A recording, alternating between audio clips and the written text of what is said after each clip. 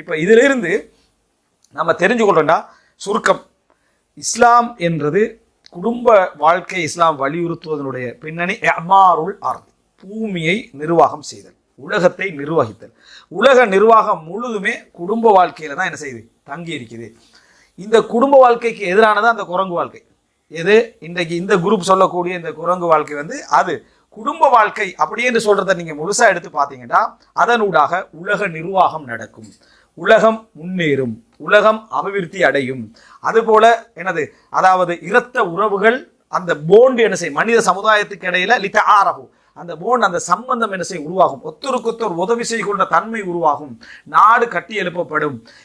அதாவது வீடு கட்டி எழுப்பப்படும். இதெல்லாம் நடக்கும். அதே போல அதாவது முறையான உறவு என்கின்ற அடிப்படையில் இன்னும் நம் இது மாணவியன் பேசல, எப்படிப்பட்ட ஒரு நிம்மதியான மாத்தியன் பேசுகிறேன், கல்பு எப்படிப்பட்ட உற்சாகத்தை அதுல அடையும் என்ற ஒரு பகுதி இருக்குது.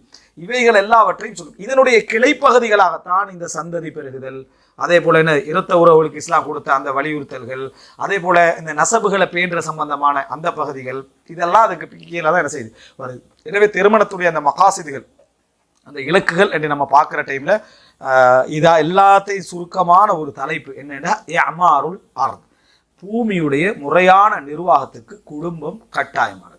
பூமியுடைய முறையான நிர்வாகத்துக்கு குடும்பம் கட்டாயமானது. இதில் இருக்கிற ஒவ்வொரு பகுதியும் அந்தந்த இடத்துல வரும். அதாவது அதிகமான குழந்தைகள் பெற்றுக்கொள்ளல் அப்படின்ற இஸ்லாம் எங்க சொல்லுது. அது போல விபச்சாரத்துக்குரிய அந்த சட்டங்கள் என்ன, பாத்திலான திருமணத்துக்குரிய சட்டங்கள் என்ன, இரத்த உறவுகளை பேணுதல்ண்டா என்ன, அதே போல இந்த மாதிரி திருமணம் நடந்தால் விபச்சாரம் நடந்தால் சட்டம், அதெல்லாம் விரிவாக அந்தந்த டைம்ல வரும்.